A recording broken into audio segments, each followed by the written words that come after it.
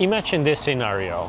You just built your first online course, you launch it, and you make 7,500 euros sales. How would you feel? You would probably be ecstatic. You would be like, I've never believed that I could make so much money online. This is what I did back in 2017, but it was a huge failure. I made so many mistakes and I didn't feel ecstatic. I felt like I did a face plant straight my face into the concrete like this. Hello, my name is Joel Hakala, and in this video I tell you the story of my first online course launch, all the mistakes I did, how would I do things today differently. So if you are launching your first online course or online product, that you can be much more successful than I was. So, story time. In February, I had social media explosion and my follower amount on Facebook grew from 2,000 to 20,000 in 1.5 weeks. Then I got offered a book deal to write a book about this physiotherapy, stretching, mobility training. I started to be like, okay, I just have my Facebook audience, but I don't have email list or anything. So I made my first lead magnet, a free guide about stretching and mobility training. That was reason for people to opt in, and then I built my first email list. At first, I didn't have anything to sell, but there was this another Finnish person who was doing these online courses, and there was possibility to recommend his course and he would give 50% commission on the sales. So then I made some videos, sent a few emails to my email list, published those videos on my social media page. Through my link, there was close to 150 online courses sold. So it's all something like 7,000 euros. And I got 50% commission, which was 3,500 euros of sales minus the taxes and whatnot. So I was like ecstatic about that, like, hey, I made like almost 3,000 euros from this thing. I made few videos and sent couple emails, like, this is amazing. But then I was like, I made videos about the topic which was about like core and ab training, whereas most of my audience was mostly interested about neck and upper trap, upper shoulder related problems. And I have never talked about this topic before. And this sold 150 pieces. So then I was like, if I do my own online course about the neck problems and I sell it to my own audience where they already know me, I'm probably gonna sell at least 2 times or 3 times more.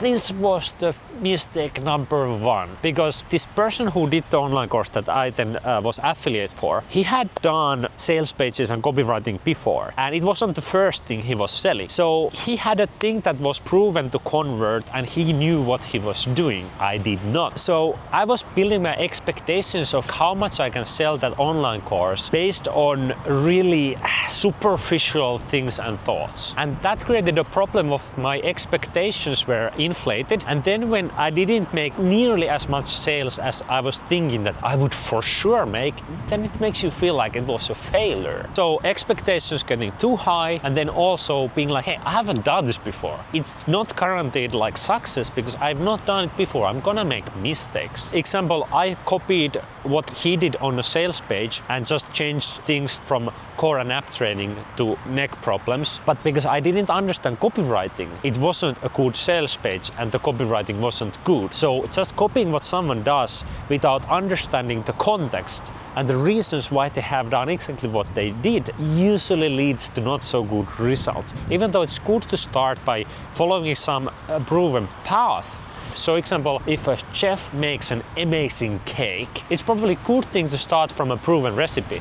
But don't expect to make as good cake as the chef, because a good cake is not just a recipe, it's about how you bake it and how you know what to take in consideration when you bake it. The mistake number 2. When I started to build the online course, I had this thought that of course I'm gonna need a website, like online course platform for it. I need to have really polished videos. The videos need to have the subtitling, all the bells and whistles.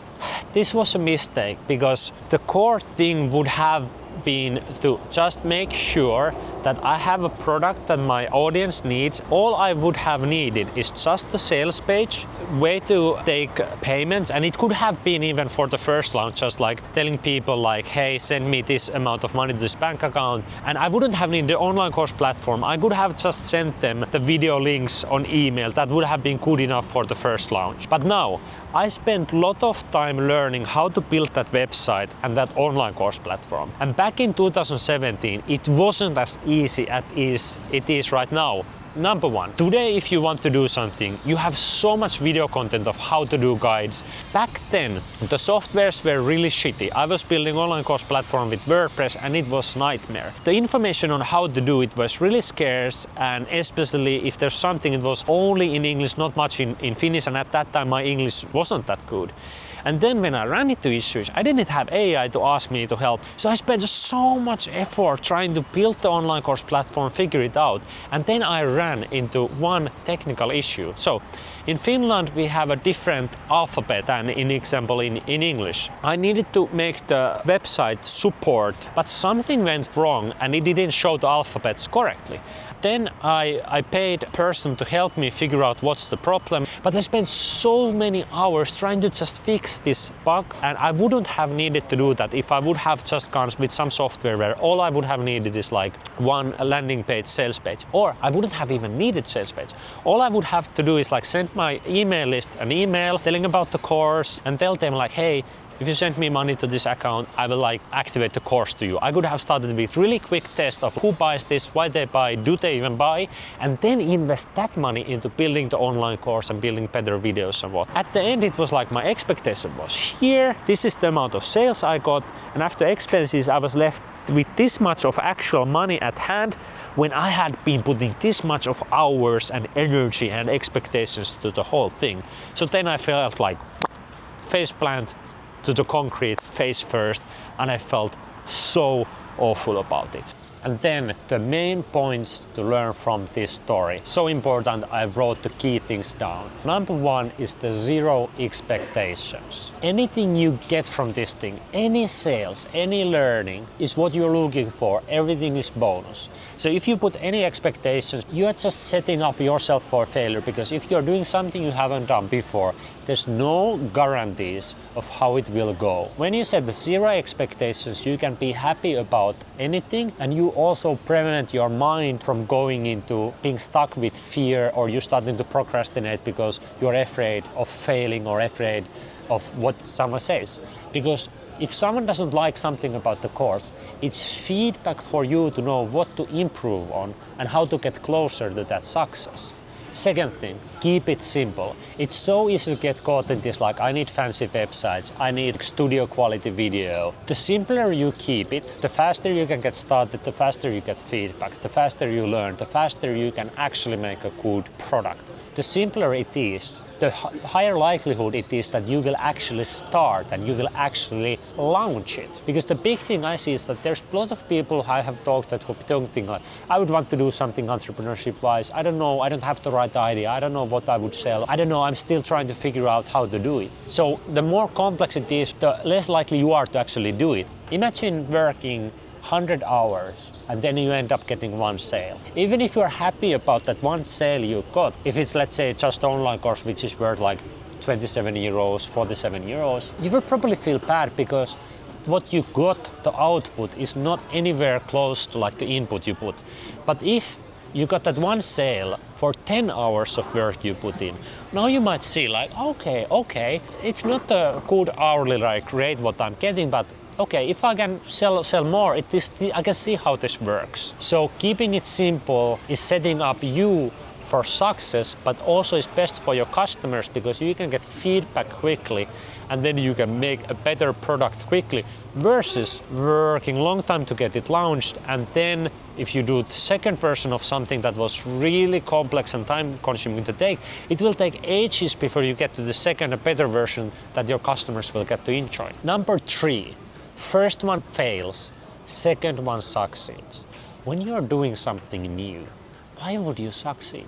You're doing so many things that you haven't done before. There's so many things you might make mistakes or you don't have the skills to do a high quality work on those things. That it's really unlikely that you will succeed with the first one. The first one is for the practice, it's to learn, it's to get started, it's to get motivated, it's to maybe to get just one sale, to just like get over from barrier of like I've never sold anything to selling one time, motivation boost from that. And then the second time when you go do that. You're now more comfortable on the video. You have gotten a lot of ideas about how to make the content better. You have gotten maybe one sale, or if you haven't gotten a sale, you got few questions about the course, which has taught you something about the audience, or you saw what kind of ads or content the audience reacted to the most, even though no one bought. So you can use that to change, example, your sales page and landing page, so you have a higher chance of success next time. 4. Effort does not equal outcome. Our human brain has this fallacy that if I work hard, I should also get some kind of return. If you have this fallacy, it's a really good thing to break it and let go of that, because otherwise you will set up yourself in the situation where you will be miserable because you will be blaming yourself because you're not getting outcome that you feel you should get, even though you haven't done the right things to make it success. Example, selling an online course. If you build it, if you market it, if you don't get sales, okay, you clearly haven't done things that work, so you shouldn't get sales. But if someone else does less work but get results, they clearly did the right things. Let's think about, you go to massage therapist. Let's say you have neck pain. The massage therapist massages your neck and everything, and they're putting lots of effort into it, but it doesn't help at all. Your neck still hurts. Versus that other massage therapist who just did some light massage work for your neck, and in 15 minutes your neck pain is gone. Which one is valuable? Not the effort put into, but the result that the client gets. So think of things from your client's perspective. 5th, the point with your first online course or first online product is to get started, not to get the outcome. I see so many times people being stuck and not starting, and when they start, they say like, why didn't I start earlier? Example, now when I'm doing these videos with help of Kami, I've been thinking for years about starting to make videos like this and publishing them on YouTube. But there has been things preventing me from starting it. But now when I start, I'm all the time, every video we are filming, I'm learning more, and I start to feel like, damn it, why didn't I do this already earlier, years ago? So I'm not expecting to get a lot of followers from these videos. I'm not expecting these videos necessarily to be any good, but I don't get to good videos without starting to make the content and figuring out how to make good videos and this kind of things. I have skill in being in front of the video camera, skills in understanding like what's a good hook, but it's still a new thing for me to speak about my story. I'm exploring right now to see what I want to do. So my goal right now with these videos is just to get started, to learn from that, and then later on something will click and the videos will start to get viewers. But if I would be here that, hey, this video has to get 10,000 views, I publish it, it got like 10 views, I would feel just a failure. And this is also the thing that now while we're filming this video, and I realized that I don't think actually like my first online course. I don't think it wasn't actually a failure. I think with the help of this video I can get over that, because I learned so much important lessons. Actually it was really valuable thing. Now if there's one failure in that, was that I put myself in the situation where I exposed myself to the possibility of being emotionally hurt, and then I hurt them bad, and I have been really hard on myself also about this. So I guess the whole point of this video is that you get started with your first online product, and I want you to avoid being hurt. I guess the question is how you can make starting as easy as possible, low threshold, no expectations, so you have everything to win, nothing to lose.